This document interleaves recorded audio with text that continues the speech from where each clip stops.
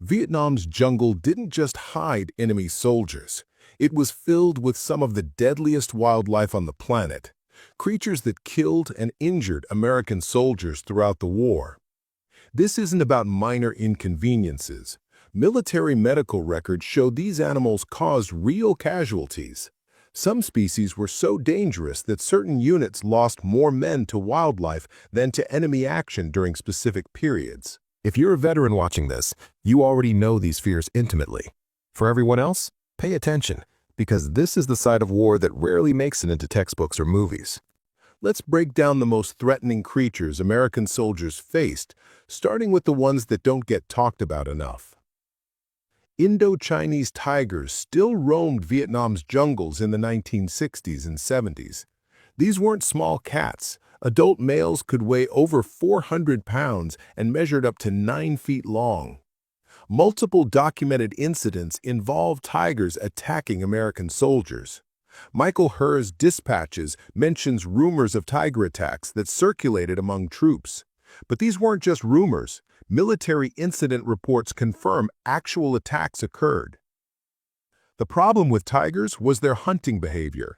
They're ambush predators that attack from behind, going for the neck or throat. A soldier on guard duty at night or walking at the rear of a patrol made a perfect target. The attack would be silent, sudden, and often fatal before anyone realized what was happening. One particularly well-documented case from Marine records describes a listening post being attacked by a tiger at night. The Marines heard screaming, rushed to help, and found one man dead from massive trauma to the neck and head. Track marks confirmed it was a large cat. The unit spent the rest of the night fortifying their position against an enemy that didn't care about gunfire or grenades. Fire support bases near jungle areas had to account for tigers in their defensive planning. Perimeter guards weren't just watching for Viet Cong. They had to worry about 400-pound predators that could kill silently and drag away a full-grown man. The psychological impact was significant. Knowing a tiger might be stalking your position added another layer of fear to night operations. Some soldiers reported hearing tiger vocalizations near their positions, the deep, sawing roar that tigers make. That sound in the darkness, when you're already worried about enemy sappers, created a primal fear that's hard to describe. Wild boars in Vietnam weren't like farm pigs. They were aggressive, territorial animals that could weigh over 300 pounds with razor-sharp tusks capable of disemboweling a man. Soldiers moving through jungle would occasionally stumble onto boars or their territory. An angry boar would charge without warning. Those tusks could slash through a leg, rip open a stomach, or sever major blood vessels. Medical evacuations for boar attacks weren't common, but they happened enough to be documented in unit medical records. The real danger came during night operations. Boars are primarily nocturnal. A unit setting up an ambush position or a listening post in the dark might set up right in a boar's territory without knowing it. When the boar came through, soldiers had to make split-second decisions: shoot and give away their position, or stay quiet and hope the boar passed by.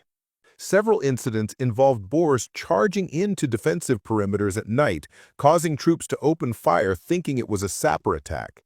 The resulting noise and chaos could compromise operational security and alert actual enemy forces to American positions.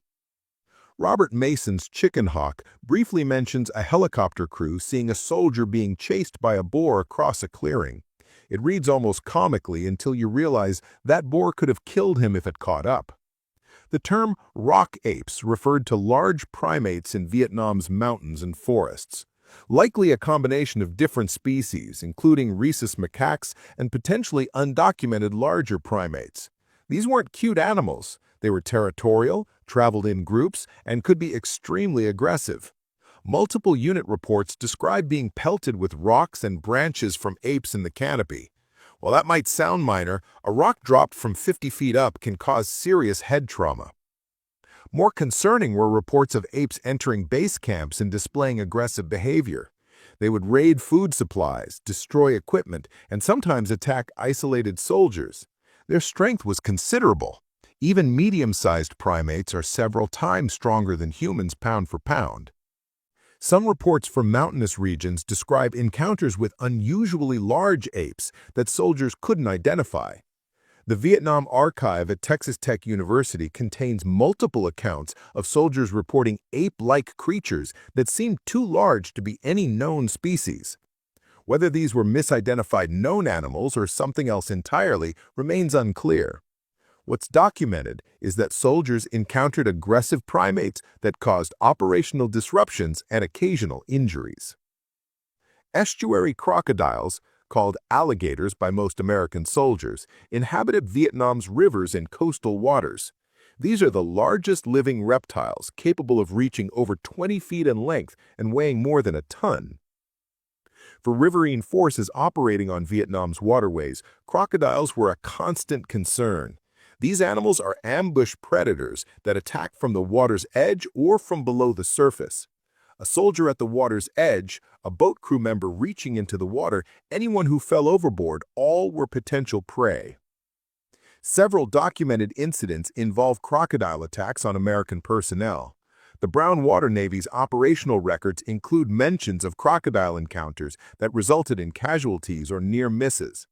One incident involved a crocodile lunging at a patrol boat, nearly pulling a crew member into the water before others drove it off with gunfire. The murky water made it impossible to see crocodiles before they attacked. Soldiers who had to cross rivers or operate near water constantly worried about what might be lurking below the surface.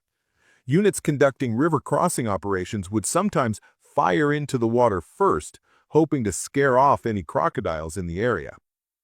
Medical records show at least several confirmed crocodile attacks. The injuries were catastrophic. These animals have bite forces exceeding 3,000 pounds per square inch. Survivors of attacks often lost limbs or died from blood loss and trauma before they could be evacuated. Kraits deserve special attention among Vietnam's snakes because of their hunting behavior and venom potency. The banded krait and Malayan krait both inhabited Vietnam, and both were primarily nocturnal, meaning they were most active exactly when soldiers were conducting night operations. The venom is neurotoxic, among the most potent of any snake. It causes progressive paralysis, starting with the extremities and moving toward the respiratory system. Victims remain conscious while becoming increasingly paralyzed, unable to move or breathe.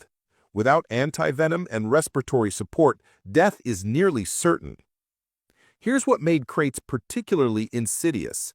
Their bites often weren't immediately painful. Soldiers could be bitten and not realize it until symptoms began appearing. By then, the venom had already spread through the system. Multiple medical case reports from Vietnam describe soldiers who were bitten during night operations and didn't report it until they began experiencing numbness and weakness hours later. Kraits would enter sleeping areas and defensive positions at night. Several documented cases involve soldiers being bitten while sleeping.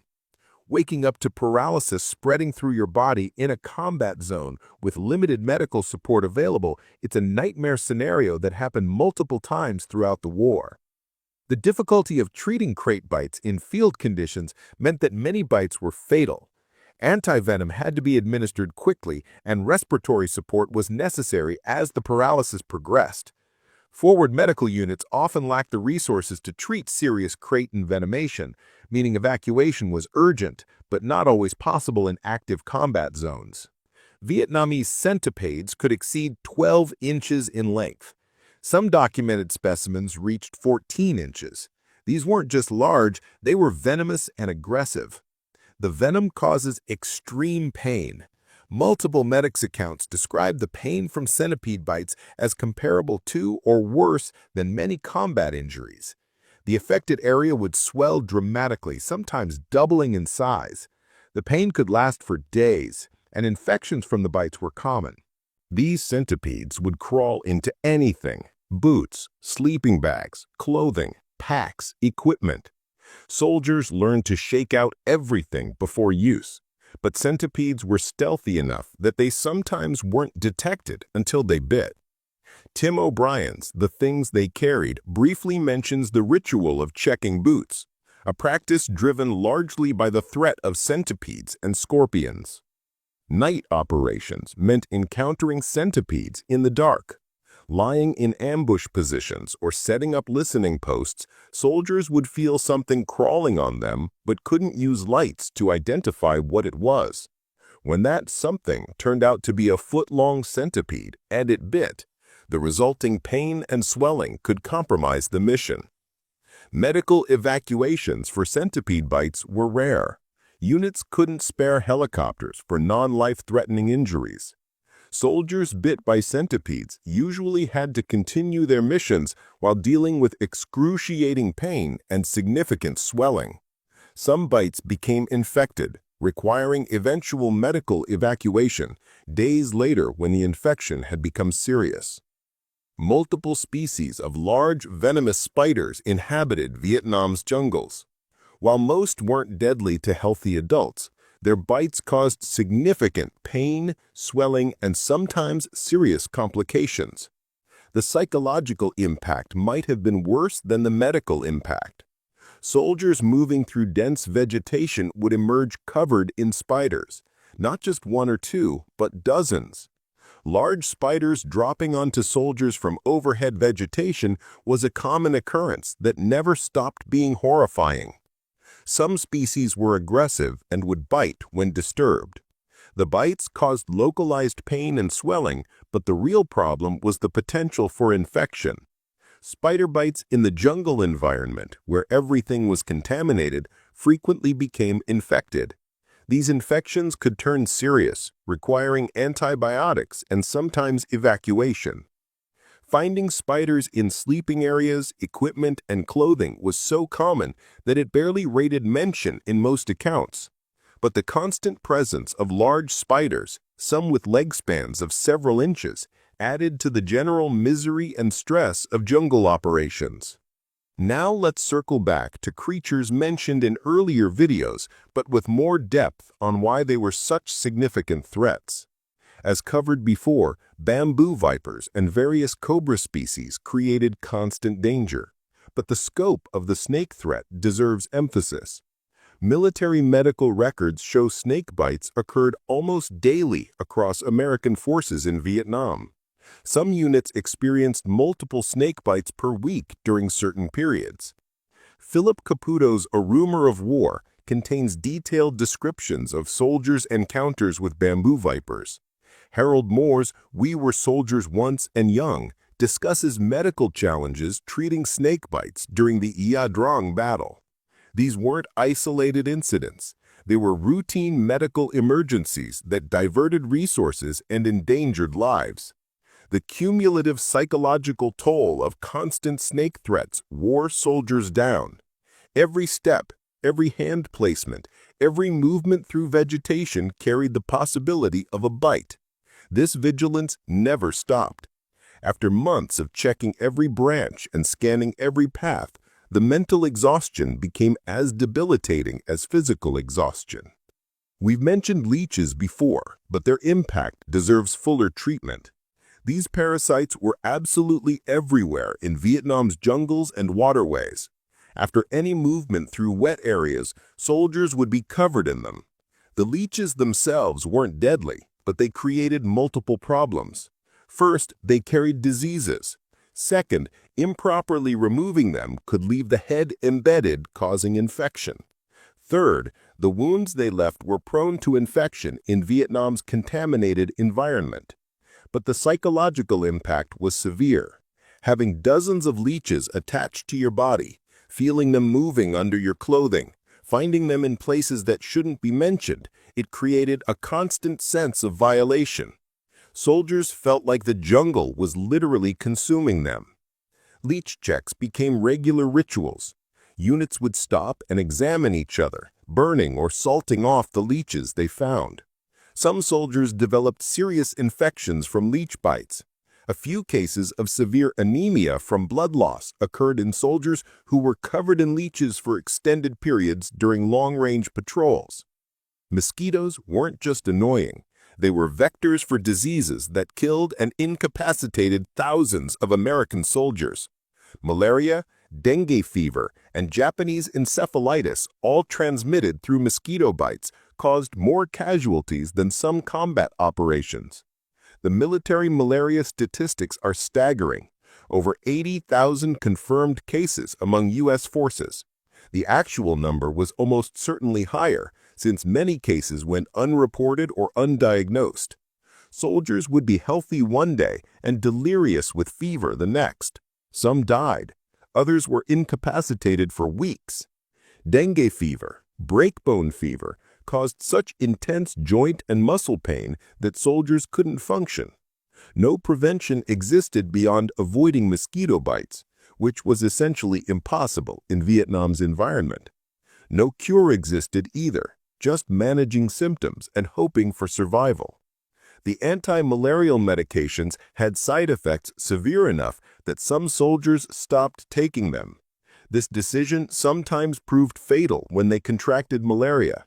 The choice between medication side effects and potentially deadly disease was one more impossible calculation soldiers had to make. Vietnam's wildlife created a constant biological threat that compounded every other danger soldiers faced. The Viet Cong could be avoided with good tactics and alertness. Booby traps could sometimes be detected, but wildlife was everywhere, unpredictable, and indifferent to military strategy. These creatures weren't metaphorical threats. They appear in casualty reports, medical records, and unit after-action reports throughout the war. Tigers, crocodiles, venomous snakes, disease-carrying insects, each added to the burden American soldiers carried. Understanding these threats helps explain why Vietnam was so psychologically exhausting. Soldiers couldn't relax even in supposedly secure areas. The jungle itself was hostile. Every moment required vigilance against threats that ranged from microscopic parasites to 400-pound tigers.